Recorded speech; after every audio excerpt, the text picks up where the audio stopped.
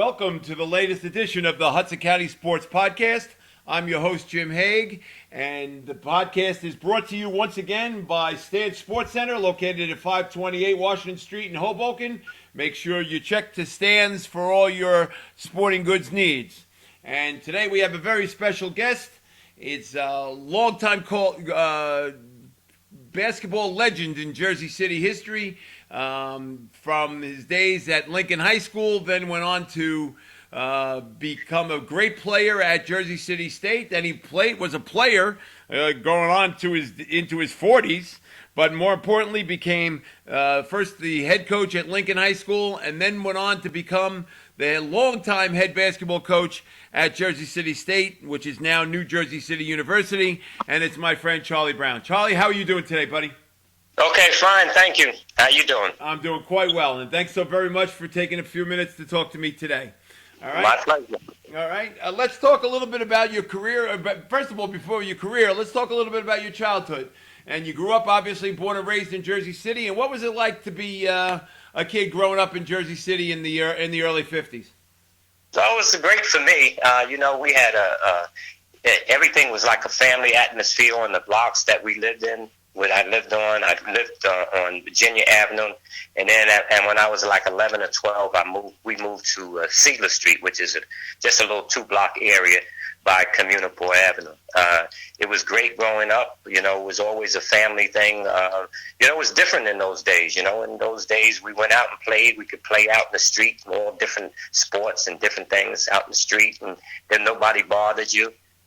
We had recreational opportunities open to us, and when the sun started going down and your mother called, you went in and you ate dinner with the family. So it was a lot different in those days, but it was a good time.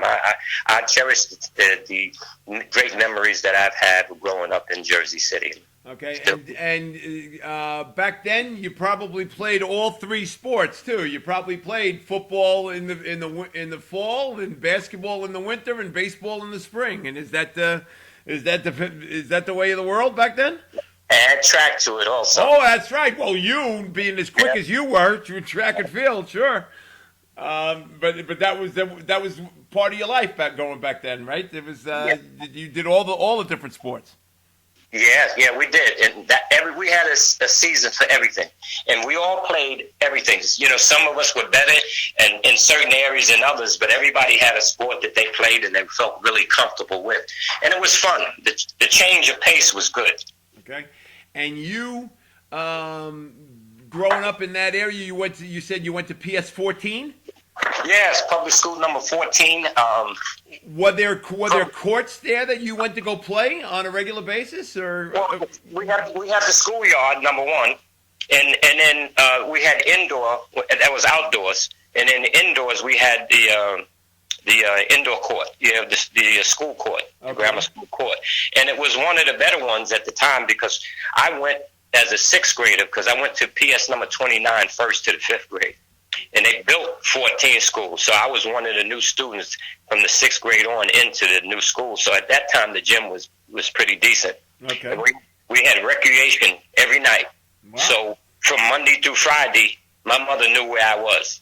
And you were obviously always playing ball. Now, always. Was it at an early age that you decided that basketball was going to be your future, or did you,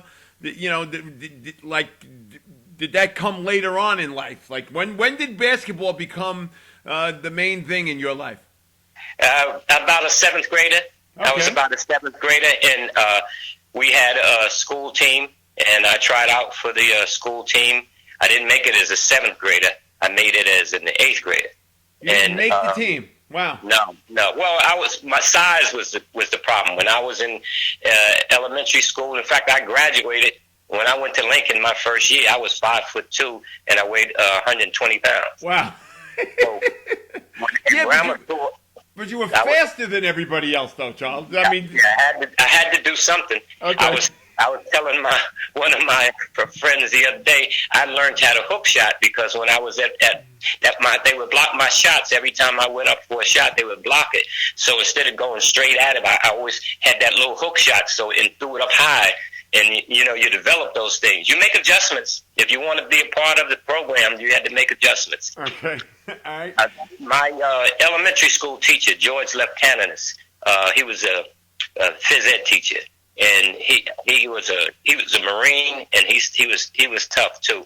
But I kind of admired him. He was a role model, and he was the coach of all the teams, the baseball, the basketball, the volleyball teams, and I loved participating. So he gave me a chance. Even though I was small, he gave me my first chance, which gave me a lot of confidence. Okay.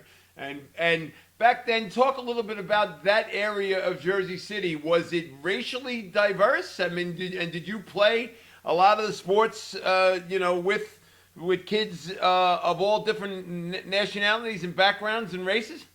Well, we did to an extent, but it wasn't really diverse. It was Burfict Lafayette. It was, for most part, we're in the section of the city where mostly black folks live. Oh, okay. At that point, still downtown Lafayette, you had the same thing, except you had some portions were different. But you know what? When we 14 school that I went to, I think when I graduated, there was one white person in the class. Oh, is that true? Oh, okay. So, see, I still thought that area was still racially diverse because of all the brownstones that were in that area. Those were really, really ritzy buildings back in the 1930s and 40s. I figured that was still a racially diverse area. I didn't realize that it had changed. So no, yeah, it had, but it was still a great time. When I went to Lincoln High School, it was a big difference. Okay. Because at Lincoln High School, I think the population was about 75 white and about 25% African American. Oh, okay, all right. And then and you first entered Lincoln High in what in the early 50s, right? Yeah, 56. 56, okay. 1956. I graduated 14 school. In fact, 14 school basketball team won the citywide championship at grammar school. Oh, that must have been a great tournament then with all the different schools back then. Yeah, right? yeah, it was. In fact, the championship game was at Lincoln High School. Wow. And did you have anybody that you went to grammar school with that ended up playing with you, like, say, anywhere else down the road? Yeah, Jerry Govan. Oh my God! You went to grammar school with Jerry Govan. Okay. Yeah. He was a year ahead of me. Okay. When I was a 7th grader, he was an 8th grader. Bill Dabney. I don't know if you know Bill Dabney. No, I know the Dabney family. Sure. Yeah, went to Ferris High School. Right. He went to end up going to Johnson C. Smith playing. He's about 6'7", 6'8". So he was. Those were just a couple of guys that went to.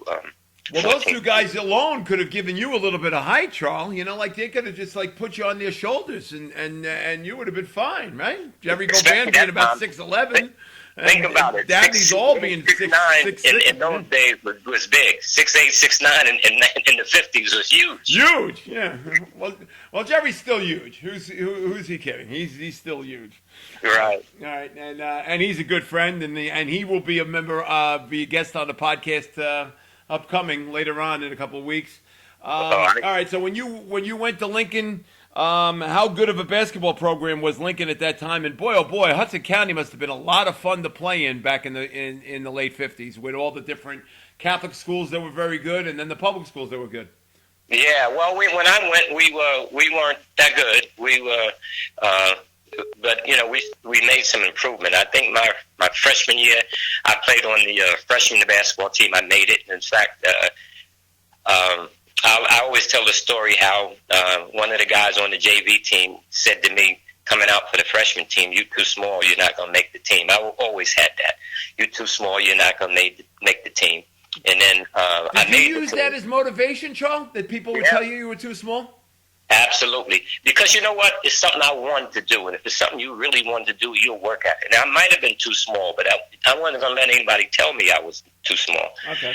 So he told me I was too small. I made the team, and I ended up being the second leading scorer on the freshman team. Wow. Okay. And what's encouraging other people encouraging you is so important. I remember going to, it was Demorest High School. It's Hoboken High School now. Right. But before they built the high school, it was Demorest, a little small school and stuff. And they had a gym, a real bandbox of a gym. And Lincoln was playing against them.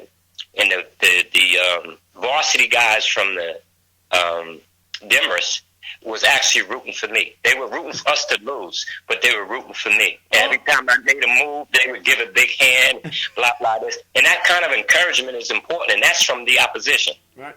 That's usually a telltale sign that you're making a mark, is when the other when they're cheering for you and they're on the other school. Because I remember very well that it was Snyder in North Bergen back in 1978, I think, and the game started, and the kids in Snyder were making fun of Danny Calandrillo, and he had, by the end of the game, he had 48, and they were all going, woo! And I think that was his telltale sign that they were cheering for him. So, you know, Right. there's no question. All right, so how much, did that encourage you that you wanted to play at the next level while playing at Lincoln High School? Well, initially, I didn't even think about it. I just enjoyed the game. I just enjoyed playing. My sophomore year, I made the JV team. I was a backup on the JV team. My junior year, I thought I should have been on the varsity, but at the beginning of the year, they put me on the JV team again as a junior, to be honest with you. And then, things change and they develop. I went from 5'2" to 5'10" in a year. Wow. Okay. You must have gone through some really bad growing pains then. That must have killed your shins. I used to go down south every summer and work on the farm with my grandfather and so forth. And it was just my time, and I grew. And so when I came back, I would average like 25 points on the JV team. So about halfway through, the coach brought me up, and the guys who had made the team prior to that, I went past them. And then my senior year, I was the captain of the team and the leading scorer. Wow. Okay. So, and did you any type of all county rankings back then, or did you? I was honorable mention all county. Honorable mention all county, which back then must have been a huge honor because there were so many different, schools in the county, and there was so much talent, right? Great players. Yes. It was an honor, and I made the all city team too. All city team. At one time, they had a all city team. Okay. I made that. I was really pleased with that too. And even then, just in Jersey City alone, there must have been about 12, 13 high schools. So that must have been a great honor. Yeah, it was. It really was. Okay. Really was. All right. Now, what was it about at that time going to college? Was that an afterthought, or did you know right away that you wanted to go to Jersey City State, considering how close it was? No, actually, I knew I wanted to go to college, and I applied to a number of schools. In fact, I didn't apply to Jersey City State. No, you didn't apply? Wow, okay. No, I applied to Montclair and a few others. I wanted to go to Montclair State at the time. I forgot why, but I was going to Montclair State, so I went to Montclair State. Well, it was going to the suburbs. It was a chance to get out. I don't know. I wanted to go. I took the exam, and I was on the waiting list. The waiting list to get into Montclair State. Okay. Yeah. And I went to work for the first semester, and I really didn't like doing that. What were you doing? What kind of work? I worked for some box company for a few weeks, and I worked at Emerson Radio and TV downtown. Okay. And then I worked at Bamberger's in Newell. Oh, wow. All right. I had 3 jobs during that time, and, playing ball. And a friend of mine, John Stallworth, I always say John started me just on everything. God bless John. Great man. Great man. He knew the vice president of the alumni at Morgan State College. Okay. He asked me would I be interested in going to Morgan. I told him yes. I went and spoke to the guy. He got me accepted. And that's that February, I went to Morgan State College. Oh, you did? You went to Morgan State first? I didn't realize. Okay. Yeah. I didn't. So I didn't play. I played on the intramural team because I didn't want to lose a year of eligibility. Okay. And I played with the football team from Morgan, and Morgan had an outstanding football program. In fact, 3 of the guys made it to the NFL. Leroy Kelly, who backed up Jim Brown. Sure. Cleveland Browns. They had a guy named Ollie Dobbins down there who was also a running back. He was the first draft choice of the Buffalo Bills. And I forgot there was a lineman. I played with these guys intramural, and I kind of made friends and stuff. Okay. So, and the next semester, coming back in September, I went out for the team. All right. So how many years did you stay at Morgan? Just the one. I stayed from February to February. Oh, okay. I went to. We played. I made the team. In fact, to be honest with you, the same thing happened to me. The coach was saying, "I don't know if you can make my team. You're too small." Wow. So, but I tried. They had a JV and a varsity. I made the varsity team. Okay. As a freshman. No, I guess as a freshman, yeah, right? Yeah, as a freshman. I made the varsity, and I was the 14th player on a 14-man squad. Okay. But, I was happy because, I was getting a chance to play college ball, and I'm a freshman. You got to wait your time sometimes. So, we practice and practice and practice. So we played our first game. My first game, we always have fond memories of certain things. Sure. Mine was unbelievable. He put me in the game. We played Delaware State. I'll never forget it, at Morgan State. And he put me in the game because he was messing with his lineups, But it was only 31 seconds to go until halftime. So, and a couple of guards got in foul trouble. So he put me in with 31 seconds to go. 31 seconds ago, I got the ball. The guy stole it from me, went in and scored. Got the ball back. The guy stole it from me, went in and scored.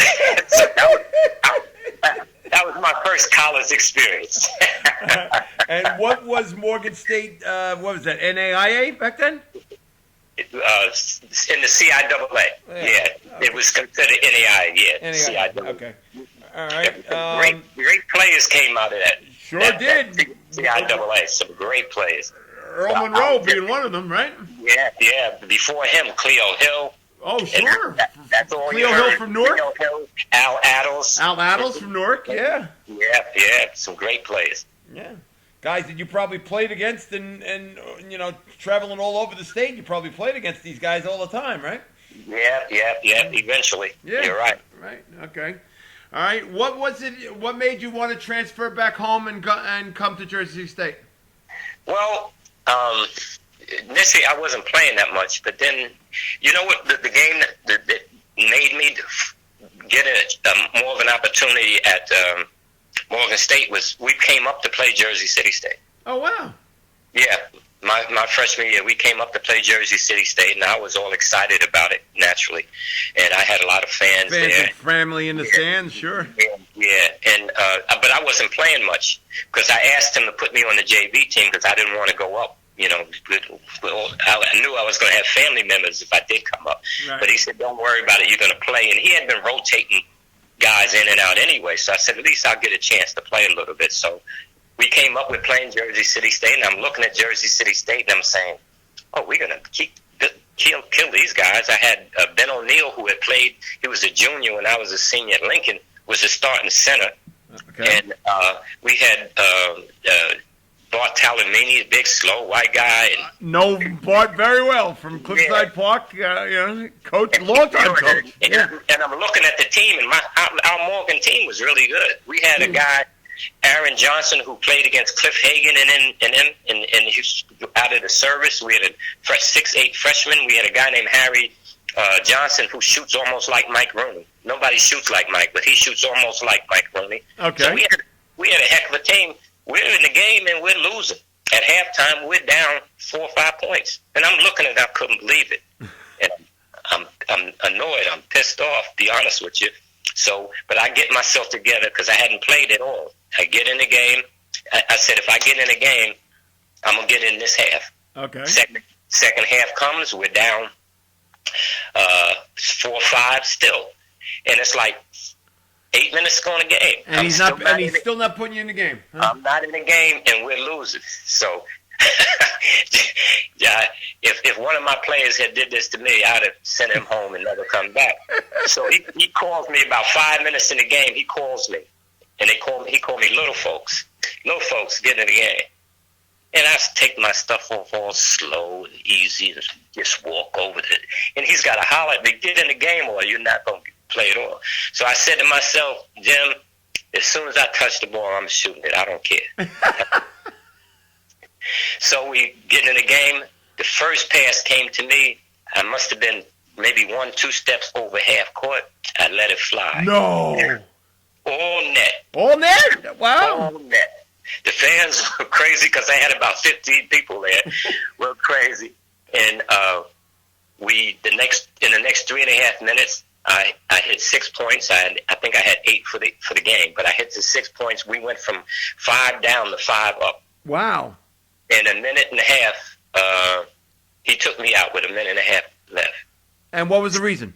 Still don't understand. I don't know. Well, I doubt highly we can ask him nowadays. No. And you didn't. In those days, it was different too. You didn't say, "How come you taking me out?" Yeah, right. You know, but it didn't matter. I was happy because sometimes we forget about team and we think of ourselves. So I knew I had done what I was supposed to do. So, right.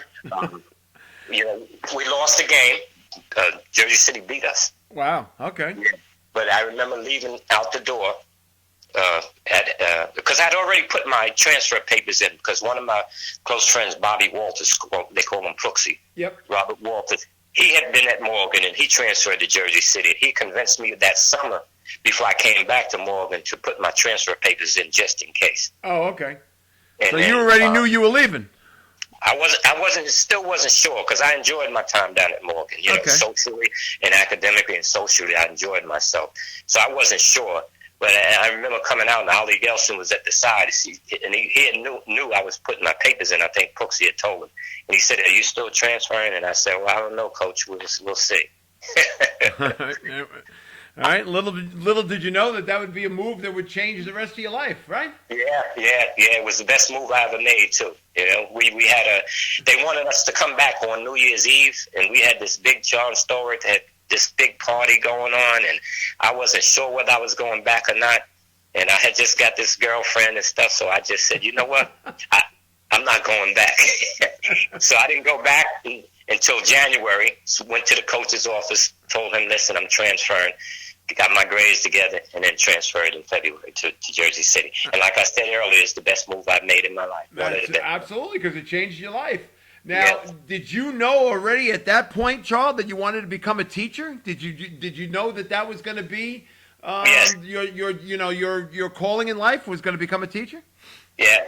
I knew my sophomore, junior year in high school. I think I wanted to be a physical education teacher. Oh, okay. All right. And it made sense because at that time, correct me if I'm wrong, wasn't Jersey City State wasn't even called that? It was called State Teachers College, right? No, when it was Jersey City State. Oh, it was. Okay. That was a few years prior to my going. It was state normal. Yeah. But they didn't have everybody used to say that if you want to become a teacher, you'd go to Jersey City State because that's what that mostly everybody who went to school there all became teachers. It was no liberal arts. It was just teachers education school. That's it. So okay. But they didn't have phys ed when I went there. They didn't have phys ed as an education. No, we still don't. Oh, you're kidding! Wow. Yeah. Every kind of teacher you can name, except for the phys ed teacher. So I see that it's something you learn every day in these things. I never knew that. So yeah. So what did you major in then, Charles? I was a social science major. I was going to be a history teacher. Okay. High school history teacher. All right. And I always enjoyed history. Even now, I look back and I like to read and think about history and stuff like that. So that's what I majored in. Well.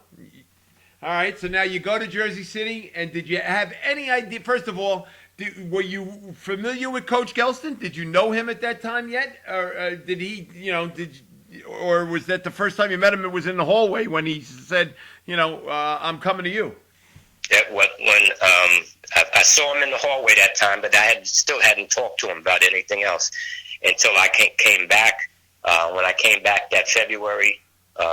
I went into his office and talked and, told him I'd like to try out for the team. And he must have known that I played for Morgan and stuff like that. And there was two of us that transferred in at the time. Bobby Martin, we were in the same class, and we played intramural ball at Jersey City State the first semester because we didn't want to lose a year of eligibility. So, and I came out for the team, and September we came back to school. I was going to be on the team. I wanted to get in shape, and in high school, I played baseball and I ran cross country. You ran cross country. You didn't run sprints.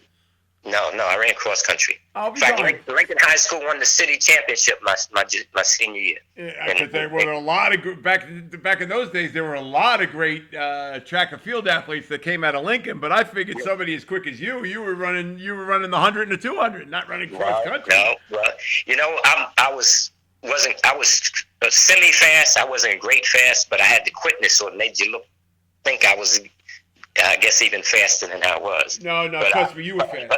But I had a lot of stamina. You were fast even when you were in the 40s and still playing up in Audubon. Please. You were getting a step on everybody. So yeah. Right. Well, I had a lot of stamina too, and so I ran cross country. So in September when I came to Jersey City State, Tom Garrity was the coach. He's one of the nicest people I've ever known in my life. Great man. Yeah. He was a great man, and that's the field is named after him down at the Tidelands. The Tidelands, right? And great man. Yes. Okay, so what was I going to say? I lost my train of thought for a second. So when you went to Jersey City. Did you have any idea how good that they were going to become? And was it just a confluence of all these great players all coming to Jersey City at the same time? Well, you didn't think about that. At least I didn't think about it at the time. I just wanted to play. Okay. And I wanted to be successful.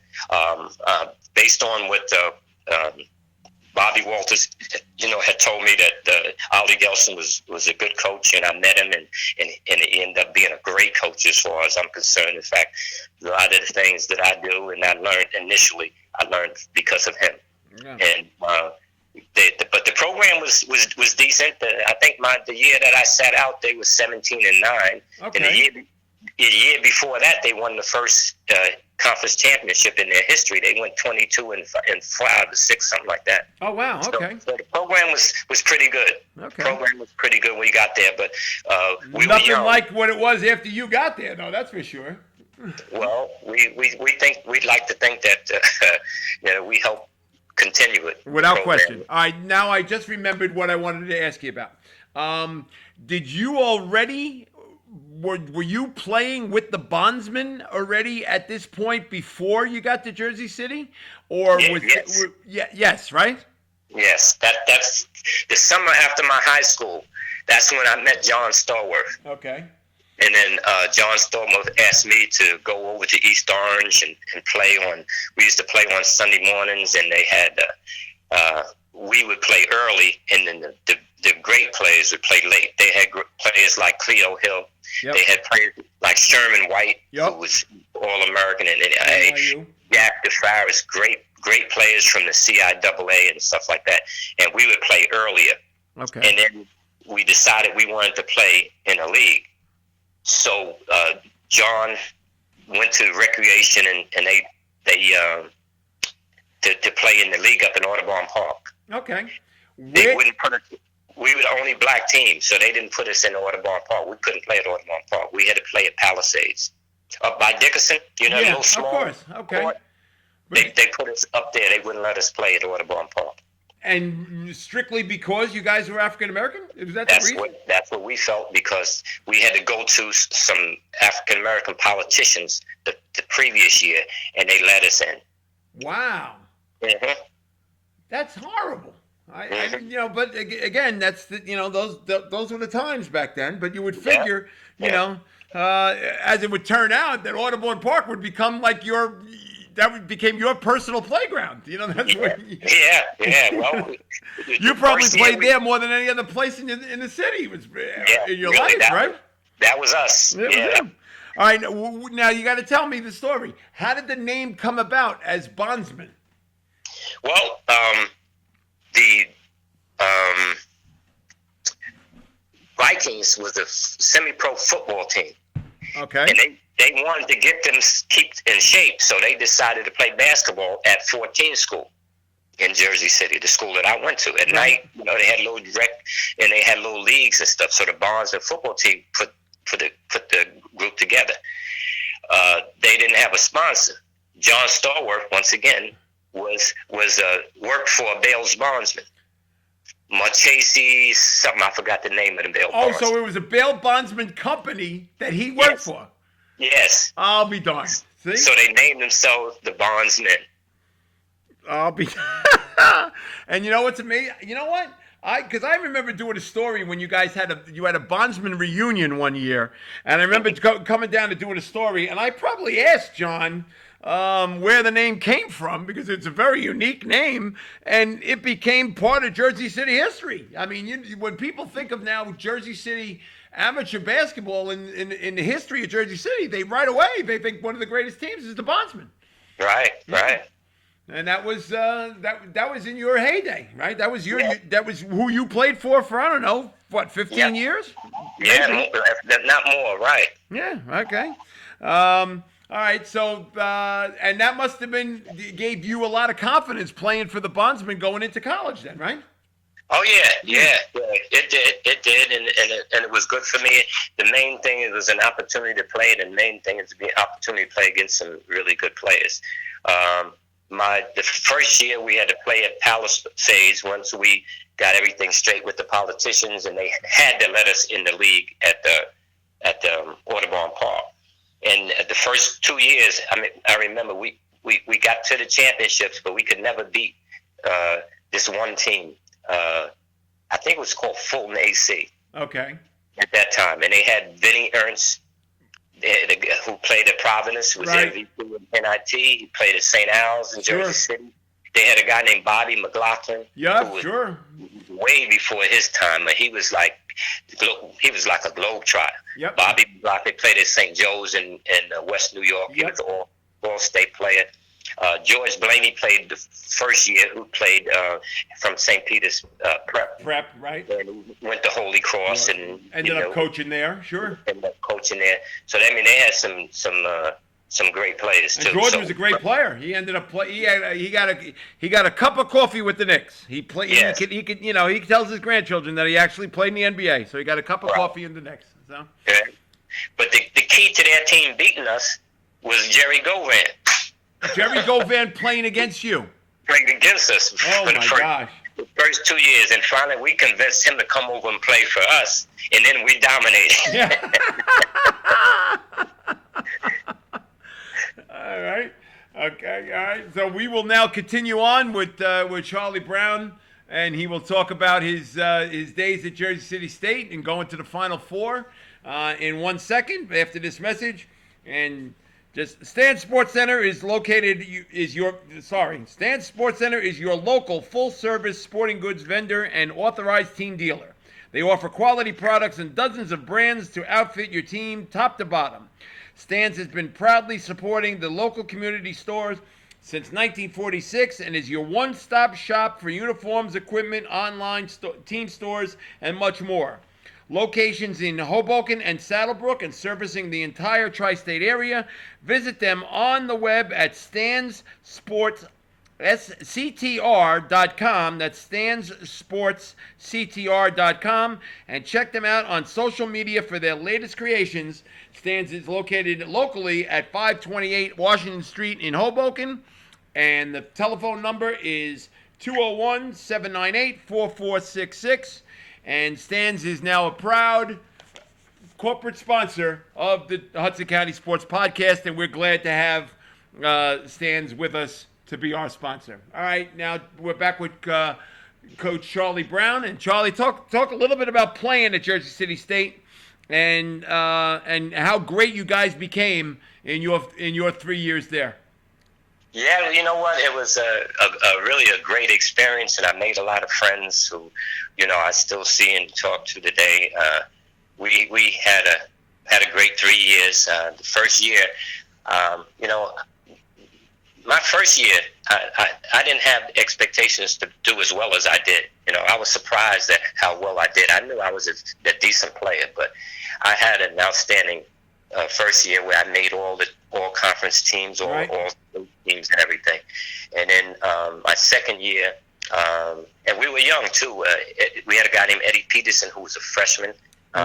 Who I was just with 2 days ago, and he sends his best. And Eddie was a former guest on the podcast, and he sends his best. And I was just with Eddie 2 days ago, so he's still doing well. And you would never think he looks like he could still play today. That's how great of a shape he is. Yeah, he does.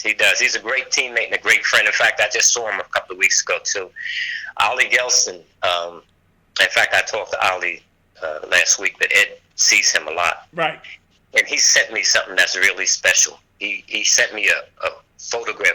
When Ollie finished, he got an award for being a great Hudson County coach.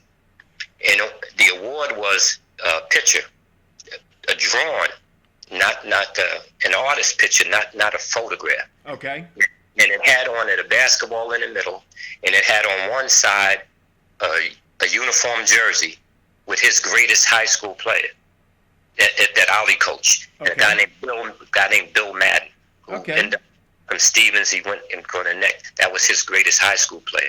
On the other side was a green and gold jersey with my number on it, and Ollie considered me his greatest college player. Oh, that's a great tribute. Yeah. Yeah. In fact, Eddie brought it to me. Ollie wanted me to have it because, he's not doing well now, but he wanted me to have it.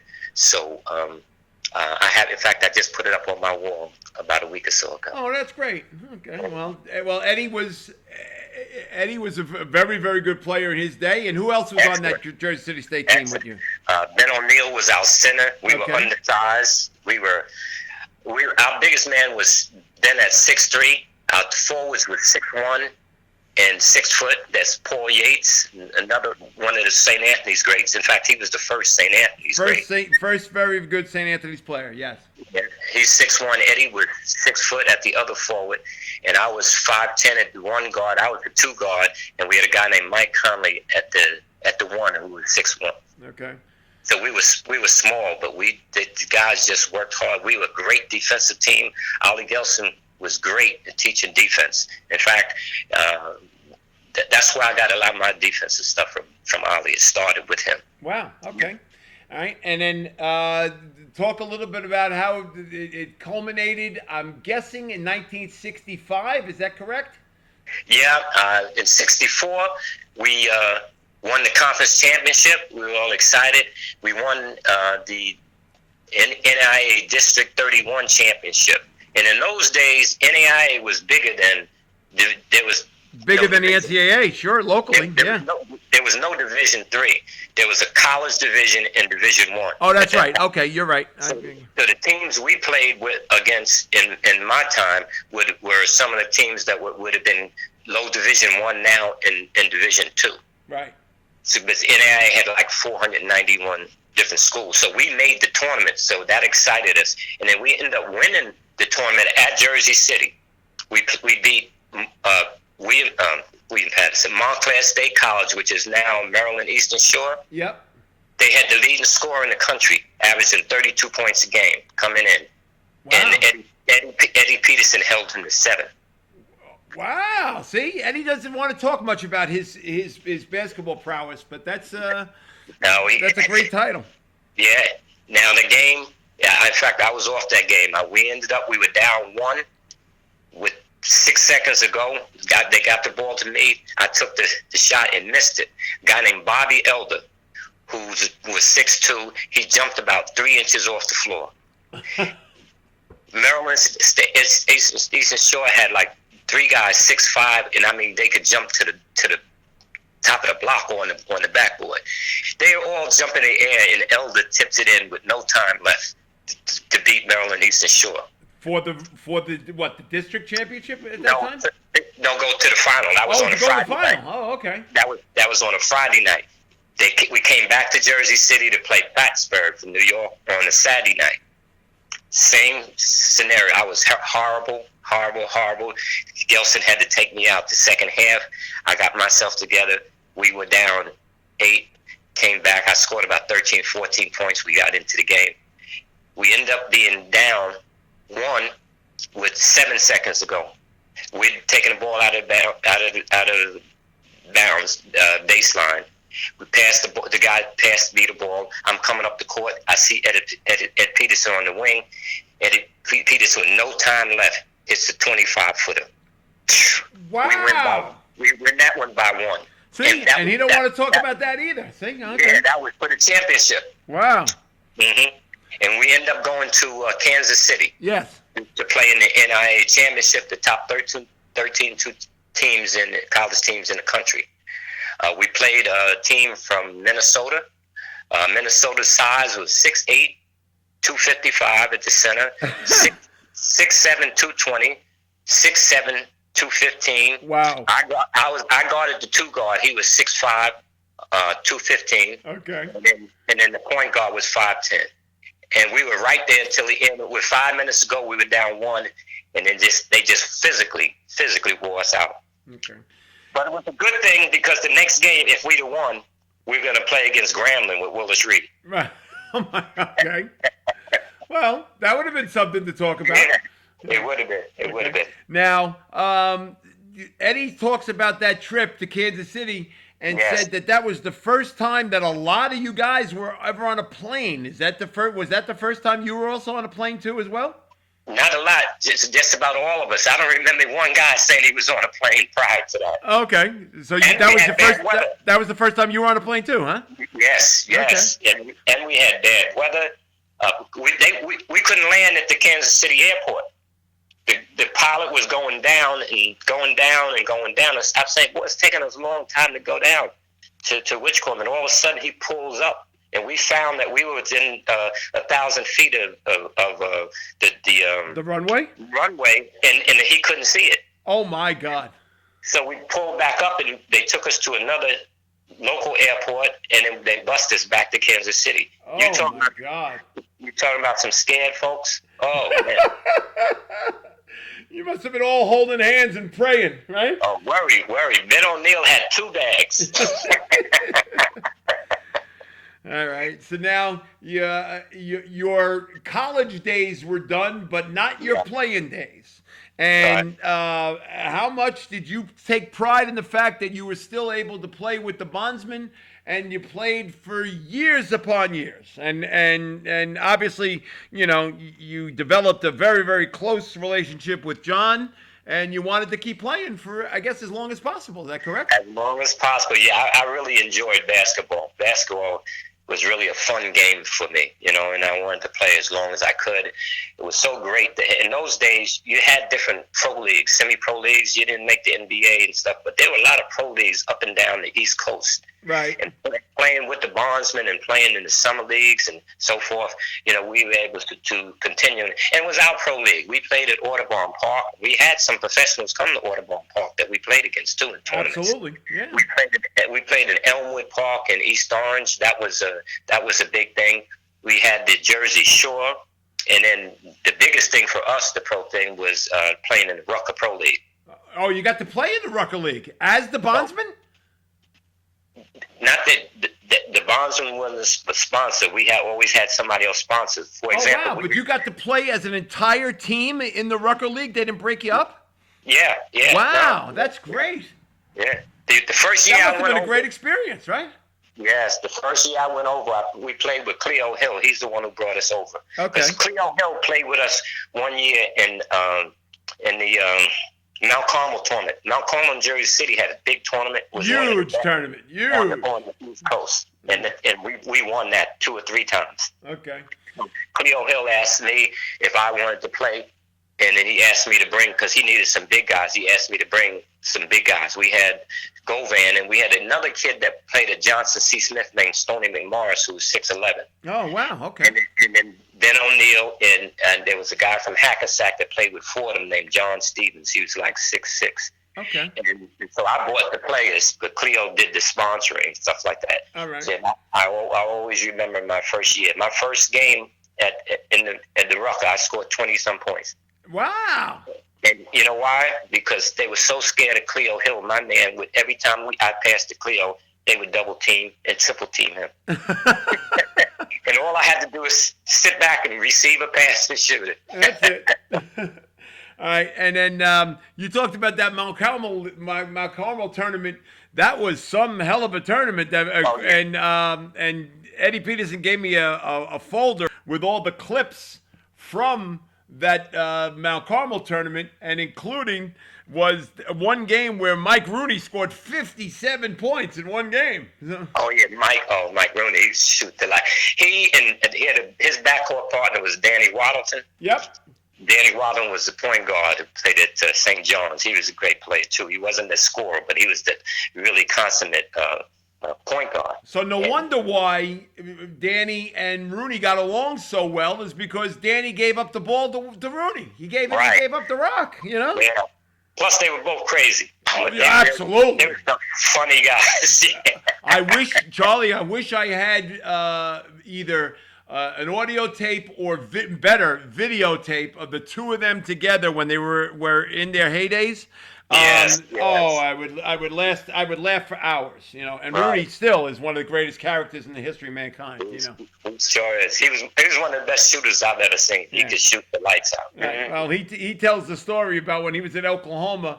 There was one time that he and I forgot who the coach was at Oklahoma at that time, but he came on a 2-on-1 fast break, and the guy was underneath the basket.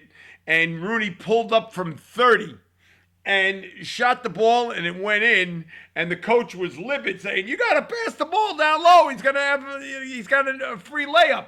And Rooney said, "I got a better chance of making that shot from 30 than that guy has a chance to make it from 2." Right. Yeah, and that's typical that Rooney. Sounds like him. That sounds like him. Oh, please. You know. Typical Rooney. So anyway, but you know, did you take pride in the fact that you were able to play, Charlie, into your 30s and in some cases, I believe, in your 40s? No. Yeah. Well, I played it over the Rucker until I was 39. 39. Wow. Mm-hmm. I played 10 years. In fact, one of the most things that I'm proud of is that I'm in the Rutgers Hall of Fame. Oh wow. Okay.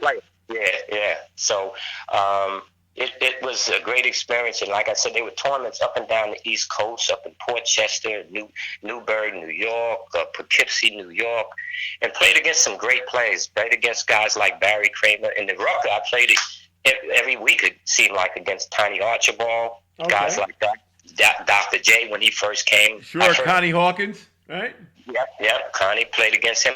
My third game in the Pro League. In the Rucker Pro League was against Willis Reed's team. Oh wow! Okay. Mm-hmm. All right. And back then there were no restrictions of the NBA players playing in the Rucker League. They would play. Not nowadays they won't dare let them play on blacktop. But back then there was no restrictions. Then Rucker was if you wanted to go see basketball games, that's where you went over there. But three quarters of Knicks played. Yeah. Cassie Russell played over there, Dean Meminger, Nate Bowman, Hawthorne Wingo. These guys played in naturally Willis Reed and two other guys. So it was nice league. Amazing. All right. Now you're done with school, and did you become a teacher in Jersey City right away? Yeah, actually, when I got out of school, there were no openings for a history teacher. Okay. I wanted to be a history teacher in high school. There were no openings, but they had opening in elementary.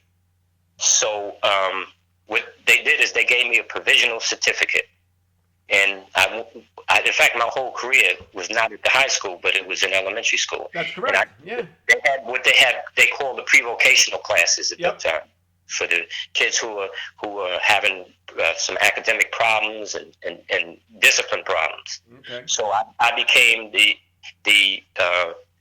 teacher, pre-vocational teacher at PS number 14 that I went to. Wow. Okay. So that must have been a thrill for you. Oh yeah, it ended up being great.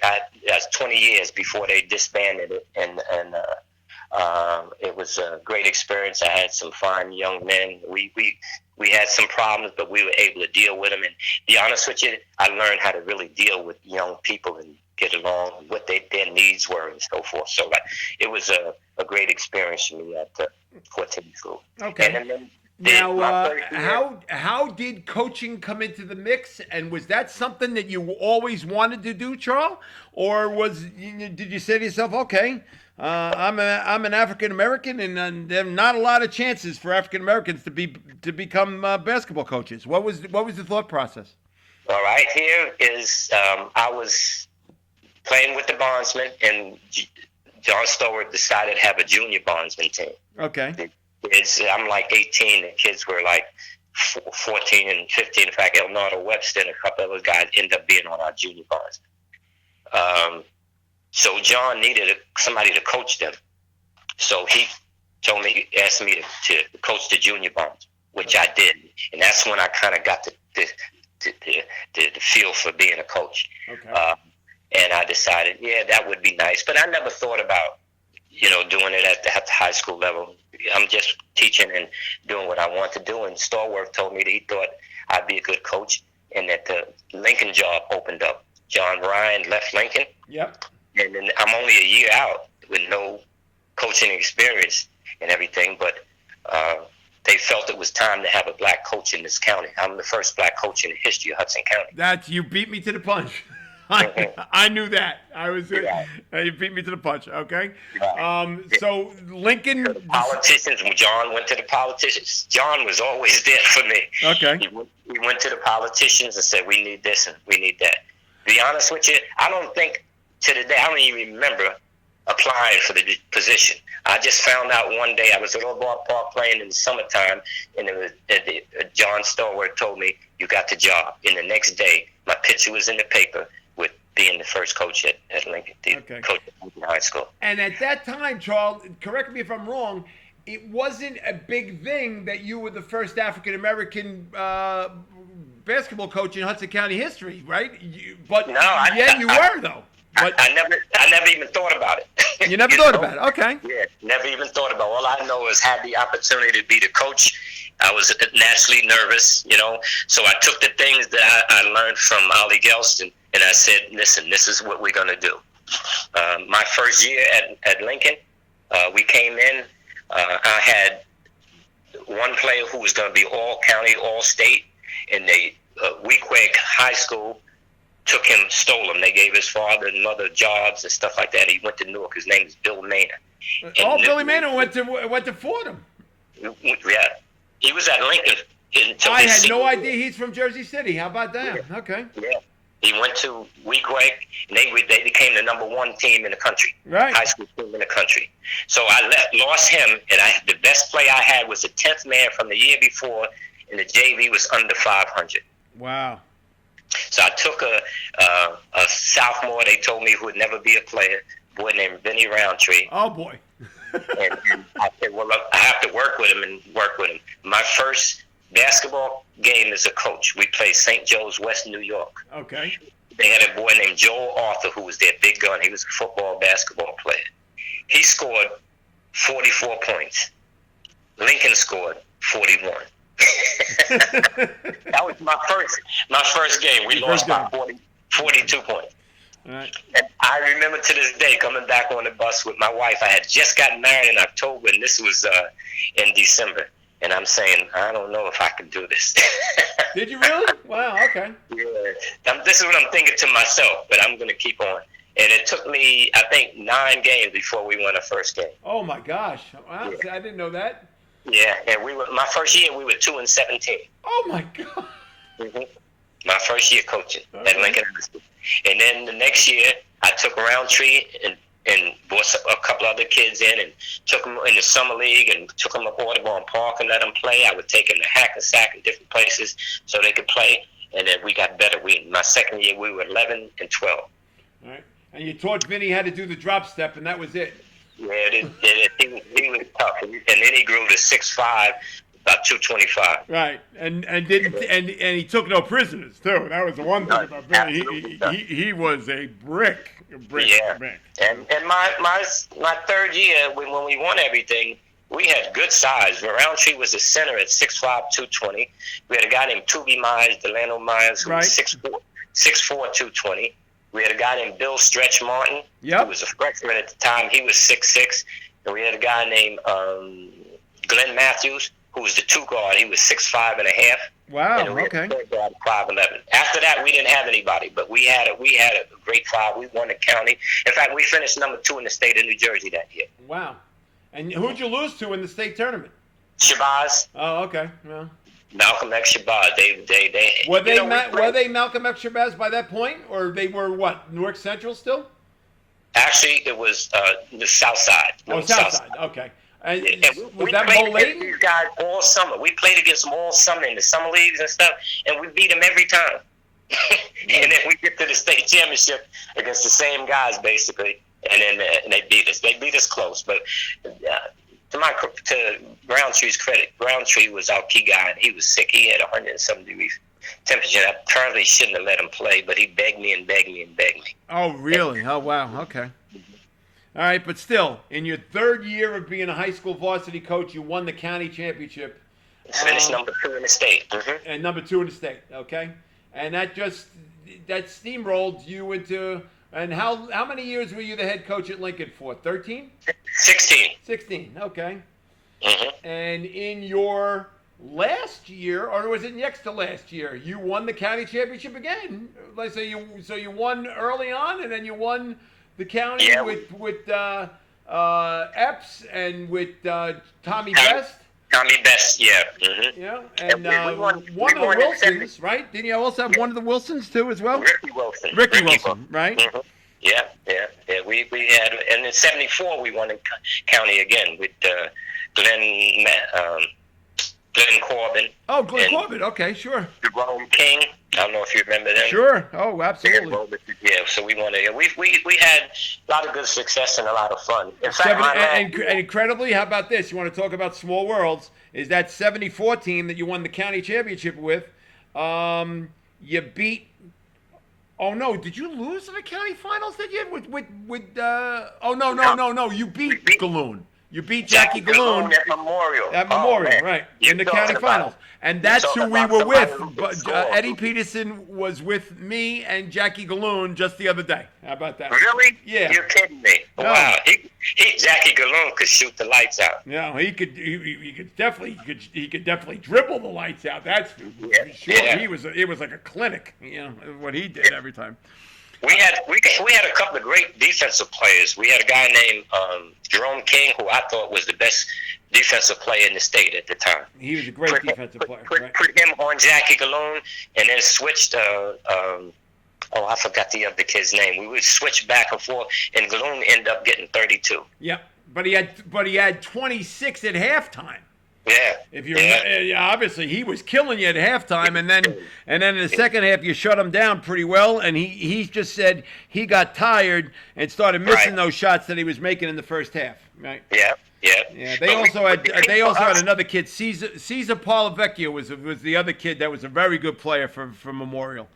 We shut him down completely. Completely, he did nothing. Yeah, right. It was Galoon had 32. The second best player had 6. Right. That's correct. Yeah, but that's right. You won the county championship in '74. The year Jackie Galoon won the county in '73. When I don't know if you were at the game, but they stopped the game with like 3.5 minutes left to go because there was a fight between Ferris and Memorial. Yeah, I remember that. Yeah, and they stopped it. So all right. So 79 was your last year or 80 was the last year at Lincoln? 81. 81, okay. Yeah. All right. Yeah, we 4 years prior to, I got the Jersey City State job in 82. Okay. And 4 years prior, I applied for the job, but they gave it to Paul Weinstein. Paul did a nice job, too. And in the 81-82 season, I remember my team had won 20 games. We were like 20-8, and I had 16 out of 17 coming back. And I'm saying, we're going to win the state championship at Lincoln this year. This was our year. And then I got a call in the summer asking me, was I interested in the Jersey City job? And they said they wanted me to be the coach, and would I come in and apply? And so that Lincoln team, that's the only regret I have leaving those kids, but it was the best move I ever made, too. It was another one of those good moves that I did then applied for the Jersey City State job. Okay. Now, Charlie, I'm going to ask you a question, and this is really something I think I've always wanted to ask you going back. We've known each other for 30 some odd years. I always marveled at the fact that you were able to play as many kids as you did, both on the high school level, and then you continued on into your college career, where you would sub 5 in and 5 would go out, and 5 would come in and 5 would come out. Was that something that you dreamed up, that you wanted to do yourself, or did you see anybody else that did that and thought that it might be successful? Where did that come from, subbing total teams in and out? Yeah, well, it came by design. And you remember I said when I was young, when I was coming up, there were times I felt like I didn't get the opportunity to participate because of my size and because of this and that. So that always kind of stuck with me. So I said when I became a coach, I want to try to give kids an opportunity. I mean, if I can, I can't, because you're not going to be stupid about it. But If you can. So when we practice and we try to develop certain things, we try to develop competition between the teams, the first team and the second team, and we wanted the second team to take pride in being a part of the program and stuff like that. And so it was just a natural thing for me. And I always like to see kids play. I don't want to bring a kid on my team and not playing. Anybody that says that Coach Brown didn't want me to play is ridiculous, because I want everybody to play. So we just took that and that's what it came. And fortunately, I was in a position where most of the time we had opportunities to do this. And even if, and I told the kids, even if you understand, even if you just help us out for 2 or 3 minutes, I'm going to give you that opportunity. That helped me with discipline. I didn't have a problem with discipline because the kids know they came to the game. They knew they were going to play. So they were excited about it. They stayed in the game because, they're not just sitting on the bench. I'm not getting in, and why should I pay attention, So they kept their attention, and we developed it. And then the second team started taking pride in practice. They would go harder against the first team. So they developed that competition. It was always that competition. Practice, sure. They would push those kids, probably pushing the number one team on a regular basis in practice. They were probably pushing each other all over the place, right? And took pride in it too. They took pride in that, which was great. So I mean, and like I said, I eliminated a lot of discipline problems because I would tell them, hey, you don't do what I asked you to do, you're out of here. Right. So and they wanted to be there, so that was it. I marveled at that, how you were able to do that for your entire career, being able to get as many kids as possible, because everybody would say you would keep 16, 17 kids on your roster, both on the high school and the college level, but yet you were playing 12 kids, 13 kids a day. Again, yeah. And that said a lot, So, right. I mean, I gave you a lot of credit for you were able to keep as many kids active and playing, and that was a great trademark that you had throughout your entire career. That was amazing. So Thank you. All right, no problem. All right, we will continue on with Coach Brown after we take another brief message from Stan's. And Stan's Sports Center is your local full-service sporting goods vendor and authorized team dealer. They offer quality products and dozens of brands to outfit your team top to bottom. Stan's has proudly been supporting the local community since 1946 and is your one-stop shop for uniforms, equipment, online team stores, and much more.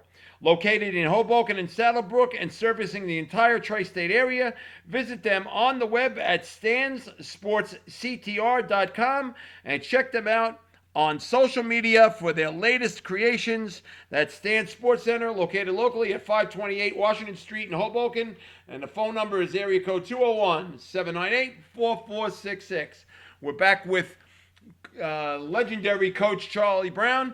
And Charles, talk a little bit now. You're at Jersey City State. What would it mean for you to be now coaching your alma mater again? You went from coaching your alma mater at Lincoln, and then now you're coaching your alma mater on the collegiate level at Jersey City. And what did that mean for you?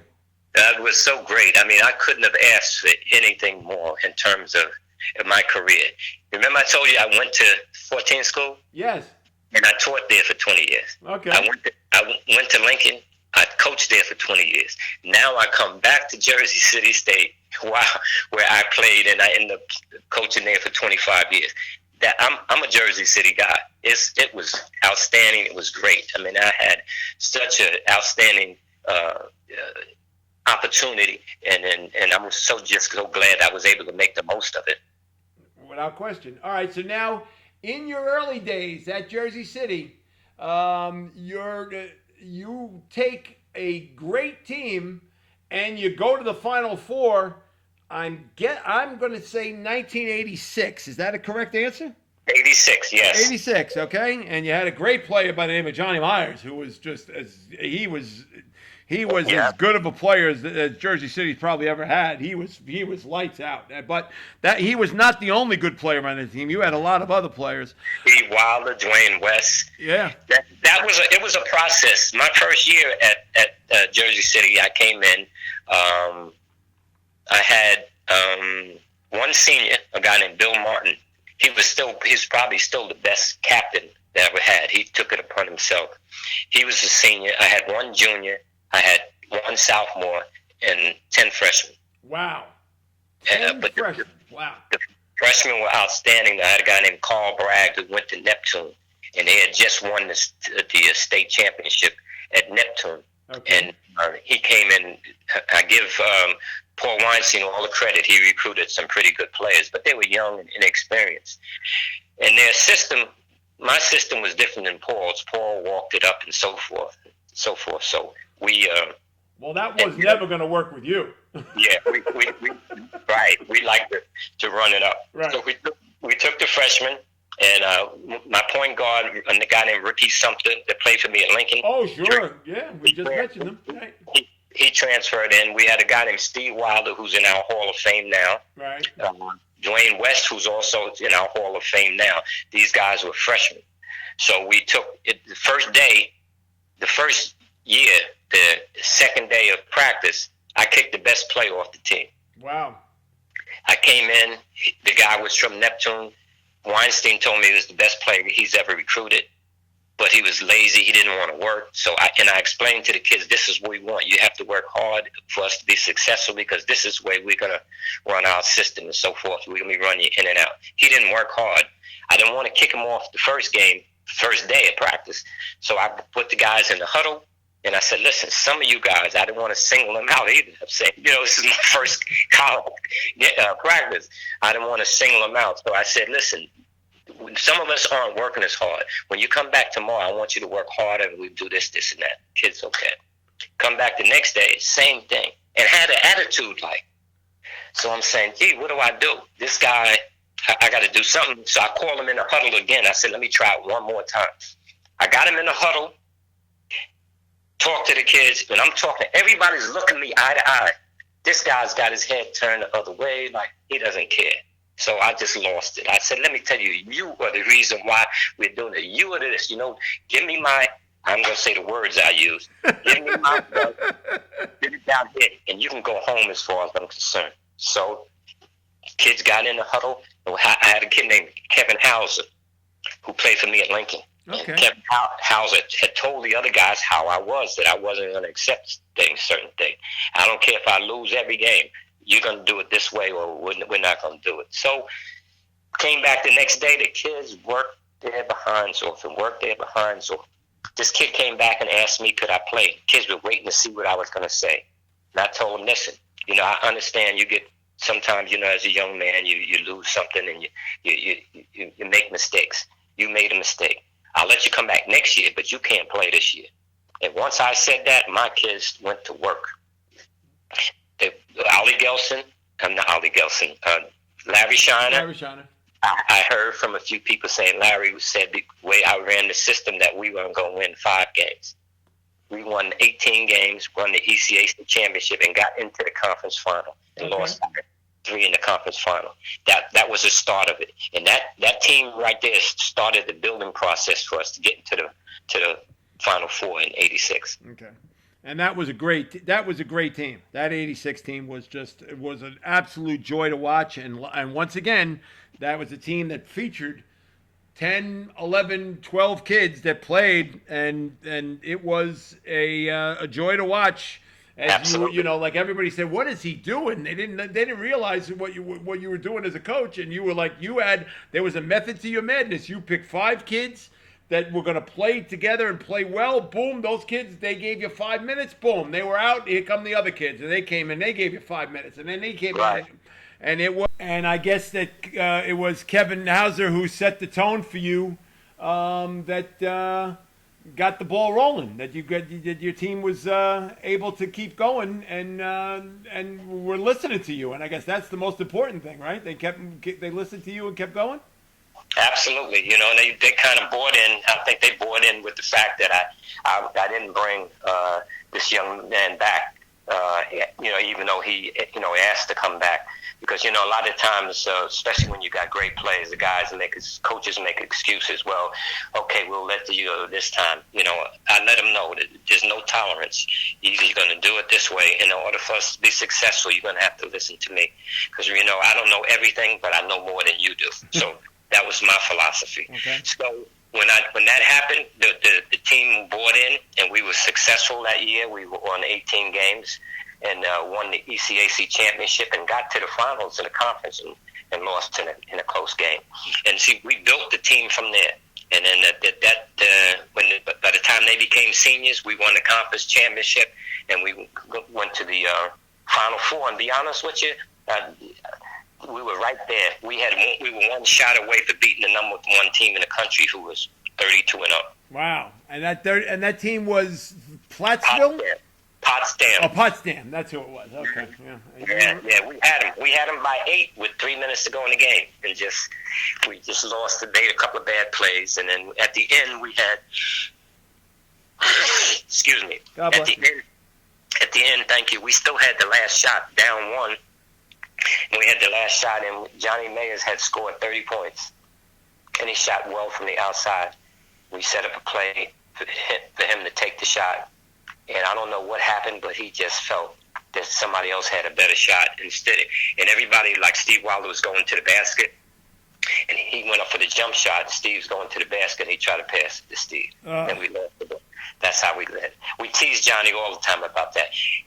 You never saw a shot that you didn't like, and all of a sudden in the Final Four, you're going to take this from. We teased him about that. Right. But I was proud of the kids. They played really well. We had a real good chance of winning the national championship that year. And that was a very, very, very good team. So. Yes. All right, now talk a little bit about, Charlie, how tough was it to play in the New Jersey? I mean, your toughest competition you had was in your own league every year, and you had every single team in the NJAC back then were all competitive wars. And talk a little bit about what it was like to play in the NJAC year after year after year with some great coaches and some great teams.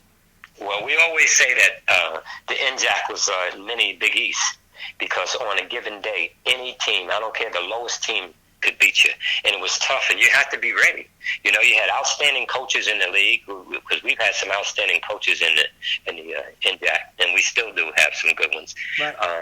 But we knew we had to come every day, and it was like we were like the Georgetown, so everybody came at us. Right. You know what I mean?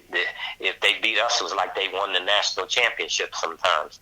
And I'll give you an example of how good the league is. We played Rutgers Camden had lost, I think 40 at that time. It might have been close to 80-some games in a row. Absolutely, they yeah.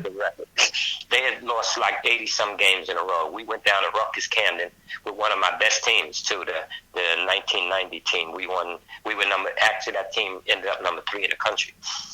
And we went down to Camden, and at halftime, we were up 1 point against Camden, and I couldn't believe it. I went in the locker room, and I can't tell you what I said to these guys.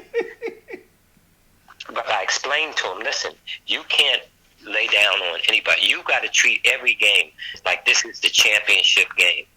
Because in this league, on any given day, and I've had over my career, I've had a few upsets that teams. In fact, to be honest with you, the team that I thought should have won the national championship was my 1990 team. Okay.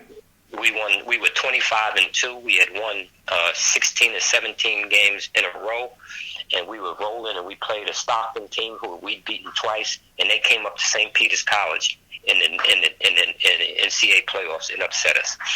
And that team is no doubt in my mind, if we would have got past Stockton, and no doubt in my mind, I saw the other teams, we'd have won a national championship. Wow. So you got to come to play every day. And you know what happens in NJAC, if everybody's familiar, all the coaches know your sets, you know their sets, they're familiar, so, they know what you're going to do, and they coach for them. No question. All right, right around that same time, you're talking about 1990, 91, right around that area, there was a little point guard that was playing up at Siena. I can't remember his name, who was leading that Siena team to the NIT championship. I forget his name. Mark. Brown is the last name. And how much pride was there in you watching your little boy do what he did on the college level, on national TV level? Yeah, I'll be honest with you. That was a great time for me. It was an outstanding time for me, and I'm so proud of Mark and the success that he had up at Siena. Mark's thing is, I'll tell you, when he was coming up, it was the same with me. He was always too small. He was everywhere he went. Well, he played at Columbia High School, right. And then his freshman year, he didn't get a chance to play much. He played on the JV team as a backup, and he was clearly, in my opinion, the better player. But he didn't get an opportunity because he was so small. But Mark was like me. He wanted it bad. I'll be honest with you, I thought my oldest son was going to be the better player. Oh, really? Yeah. The difference in him is that Mark wanted, and Charles, if it came to him, Charles is just a nice guy. Yeah, okay. Mark is like me. He can come at you. So basically what you're telling me is that Mark is not a nice guy. Okay, the next time I see him, I'm going to tell him that your dad said you're not a nice guy. No, he's a nice guy in his own, but he's going to come at you. He's going to fight you tooth and nail. Right. When you're smaller, you got to be more aggressive. That's what happens. That's true. That's true. And he developed his game. I put him in little leagues and stuff. People said, "Did you work with him?" I said, "No, I didn't do a lot with them. I just put him in leagues and I gave them opportunities to play."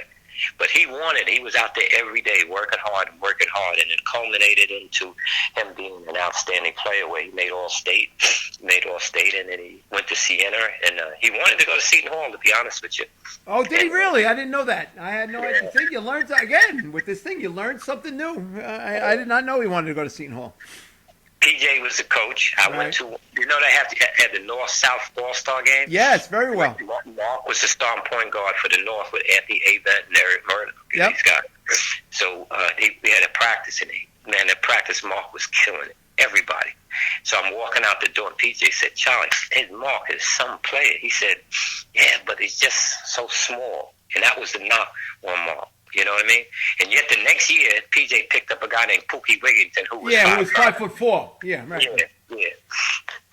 But he was there. Mark could post up Pookie Wigington. There's no question. I'm going to give the ball to Mark over Pookie Wigington at the block. I'm going to let him post him up.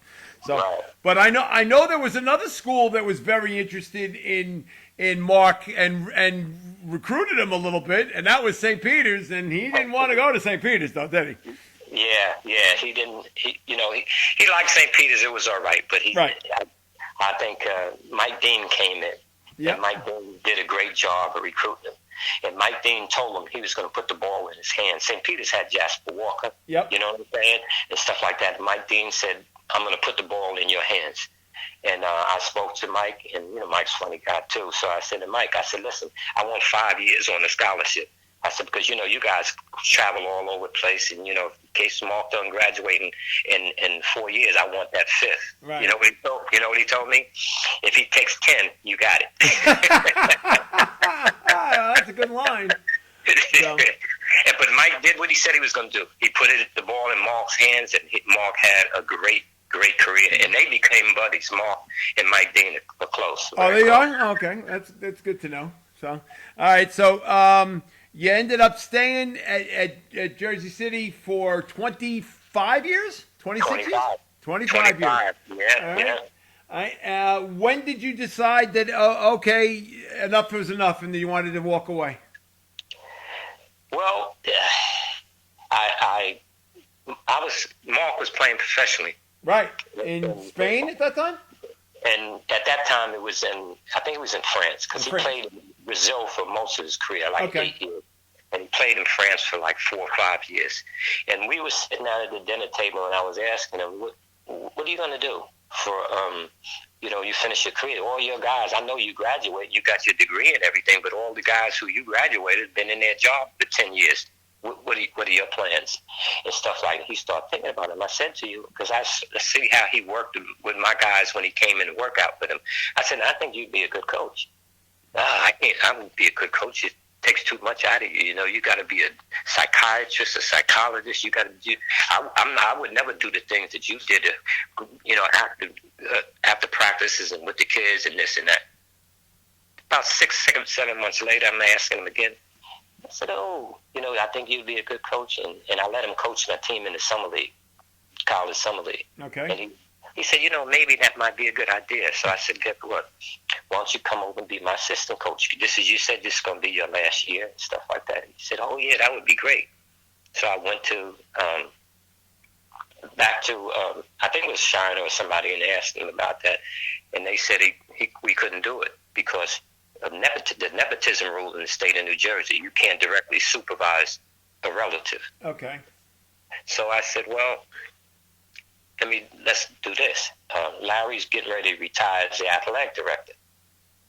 I said, maybe I can go, I'll apply for Larry's job as athletic director, and then I can bring Mark on as a coach. But then we thought about it again, but that's directly supervising a relative again. Yep.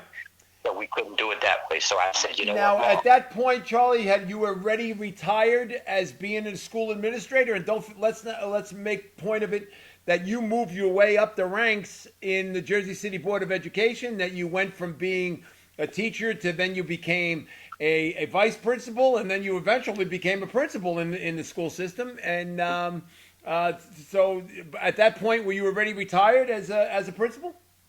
Yeah, well, I did. In 99, I'll tell you what made me retire as a principal. I had a day in school. I usually got in like 6:30, 7 o'clock in the morning.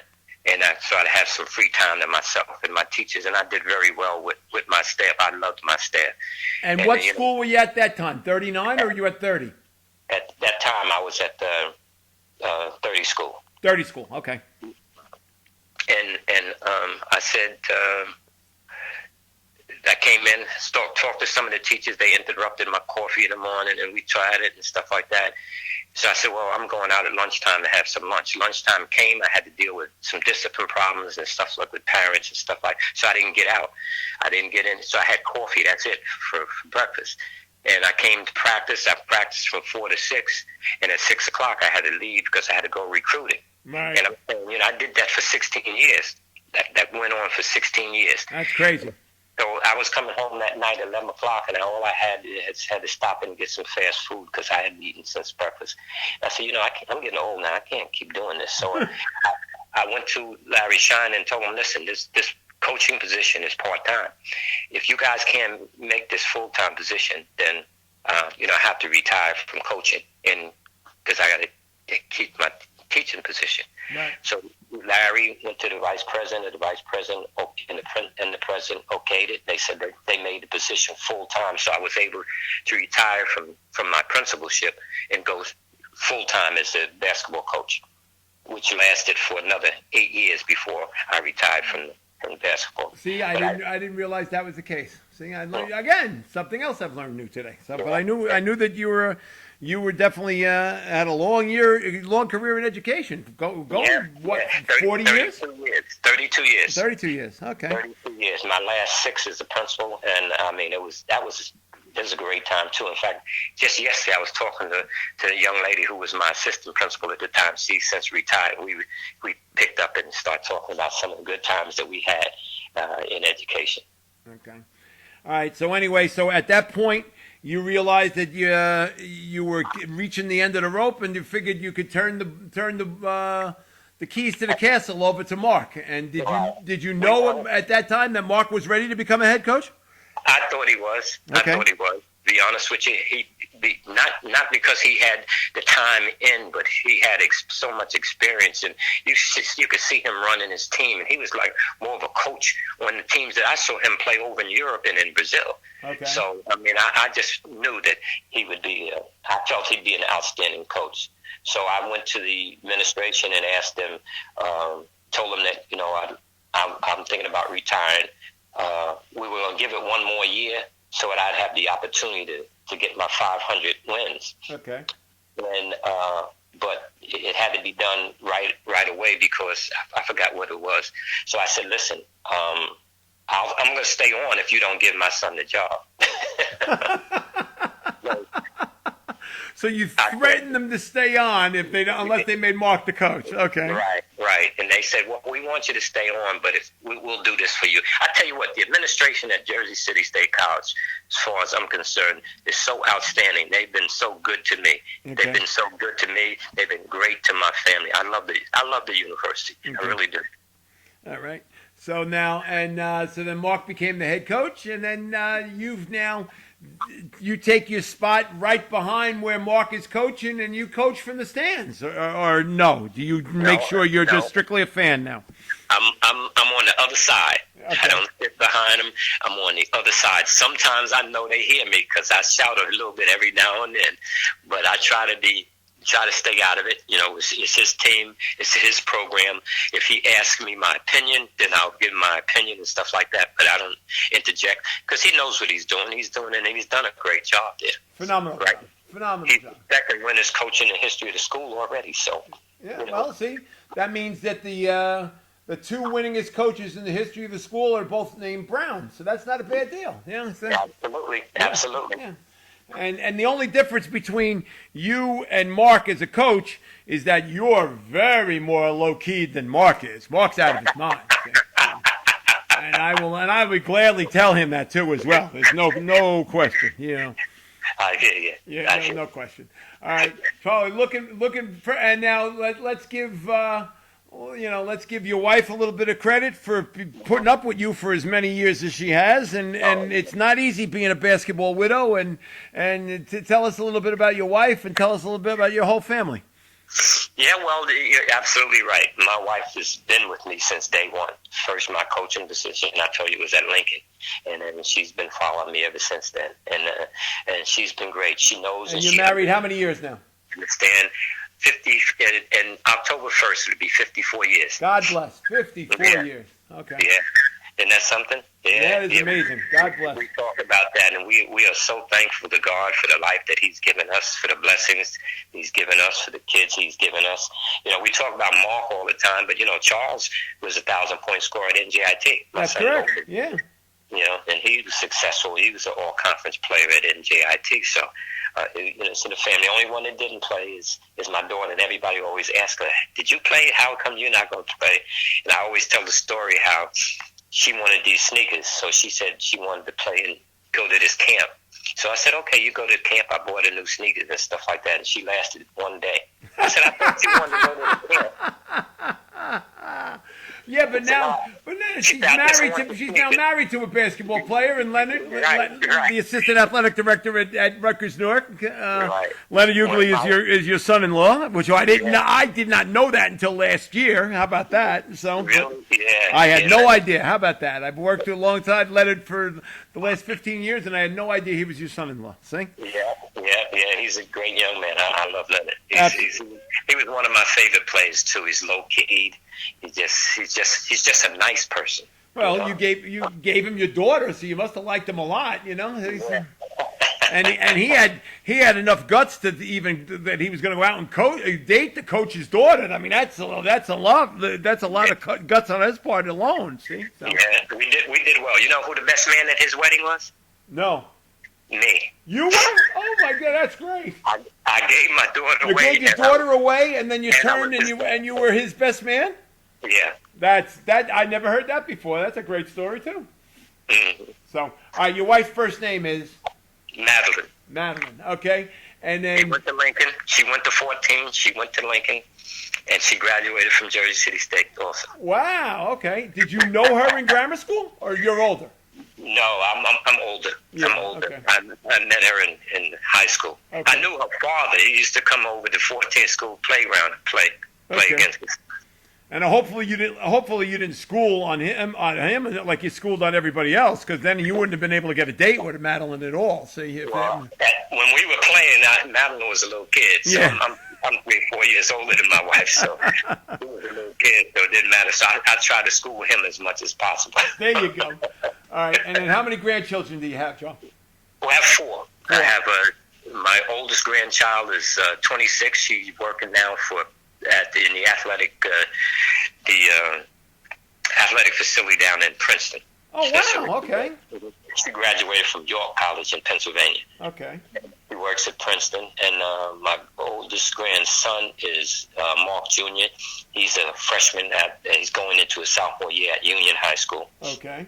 And then my second grandson is 8, Mason, and he's going into 3rd grade. And then We tried teaching Mason how great of a basketball player you were, and he don't want to listen. He says, like, I said, do you realize how great of a basketball player your grandpa was? He goes, no, he's old. So. Yeah. And Camilla's just turned 6. That's my youngest. Wow. So we have 2 boys and 2 girls. Well, that's a great family. So, and when you look back at it, Charlie, now you say how real fortunate you were to be able to have such a great career in athletics and in education, and you're just a kid from Jersey City, but you had a great career as a coach and as an athlete, and you feel how fortunate you really were to be able to have such a great career in athletics. Well, you know what? I think about that a lot, especially lately as I've gotten older, and I feel so blessed. When I say my prayers, I thank God for each and every day that He's given me, because when I was 3 years old, I had pneumonia for the 3rd time. And you had pneumonia for the 3rd time by the time you were 3? Yeah, and How did you survive? I had to learn how to walk all over again. Wow. I was in the hospital for like a month or 2, and I had to learn how to walk all over again. And I look back on that. My mother always worried about me coming up, and I ended up being my brother was an athlete, but I ended up being the kind of like the main athlete. Okay. And I'm saying, what a blessing that only comes from God, and for the opportunities that I've had, to go back to the school that I went to and teach, to go back to the school I went to and coach, to go back to the school I went to and coach at the college level. I mean, I've been really, truly blessed, and I thank God every day. And that's what it's all about. That's all about. My life has been great, outstanding. And I was telling my wife just a couple of weeks ago, I know there's some things that I messed up along the way and stuff like that, but I wouldn't change my life for anything. And I'm so proud of my family and proud of my wife. I'm just truly grateful. Yeah. And sometimes I look back, and to be honest with you, it's like it's not real. Yeah, and you think back to what you have, close to 1,000 wins between the 2 schools, right? You had more than 500 wins at Jersey City State. Did you have close to 500 wins at Lincoln? No, a couple of hundred. I've got about 700 and close to 800 wins. Close to 800 wins as a coach. Yeah. That alone says a lot. So. But the most important thing to me is I'm not from Duke and Kansas and stuff like that. I'm just a little local guy. But with most things that I enjoy, I have a little cookout every year in my backyard, and invite. Sometimes we have 75, 80 former players and stuff like that, guys who played with me and stuff like that. And when the players come back and just tell you how much that I've meant to them, that's what it's all about to me. Without question. And the legacy lives on inside the NJCU facility. There's a basketball floor, and the floor is named after my friend Charlie Brown. So every time you walk into New Jersey City University. It's a hard lesson for me to get over. New Jersey City University's facility. You go look on the floor, and there it is. It's named after Charles Brown. So that was a special honor too. I mean, that's why I just said I've just been so blessed. I can't believe it when they came up with that idea. I said, Yep. Wow, that makes you really think that people really appreciate what you've done. So yeah, and usually, Charlie, they wait until after you're dead before they name something after you. So see, they name that for you while you're still around, so you get to enjoy it. that's even better. That's right. That's even better. Hey, Charlie, thank you so very, very much for sharing time with me today. You were an absolute special guest. I thought we were only going to talk for an hour, but we talked for an hour and a half, and it was a great trip down memory lane. And it's been my pleasure to know you for as long as I have, going back to when you were the coach at Lincoln and working Superstar basketball campus when I first got to meet you when I was a little kid. And it's been my pleasure to write about you and coach and watch you on the sidelines, and then watch you play when you played at Audubon Park. You're just an absolute joy, and I'm proud as proud as you are to be part of a legacy at Jersey City State and at Lincoln. I'm proud to have known you as long as I have, because you are an absolute. You're a legend, and there's nobody else that can be compared to you at all. So you're a good man, Charlie Brown. Thank you, Jim. I appreciate that. All right. Great talking to you, and thanks so very much for sharing. You see, I waited for that the whole time to see I could spring that "you're a good man, Charlie Brown" on you. I know. I get that all the time. Yeah, you get it. Charlie, thank you so very much for sharing a couple of minutes with me today. A couple minutes, an hour and a half. But you were a joy, and I look forward to seeing you again, hopefully real soon. You take care of yourself. Thank you. Okay, bye-bye. Bye. And that was my special guest today, the legendary Coach Charles Brown. And once again, I'd like to thank my great nephew, Johnny Haig, for being the executive producer of the show. And I'd like to thank, once again, Stan Sports Center for being the sponsor, the corporate sponsor of the Hudson County Sports Podcast. Thanks again for listening. We'll have another edition of the Hudson County Sports Podcast next week. I'm your host, Jim Haig. And thanks again for listening to the Hudson County Sports Podcast, brought to you by Stan Sports Center in Hoboken and in Saddlebrook. Thanks again. Take care.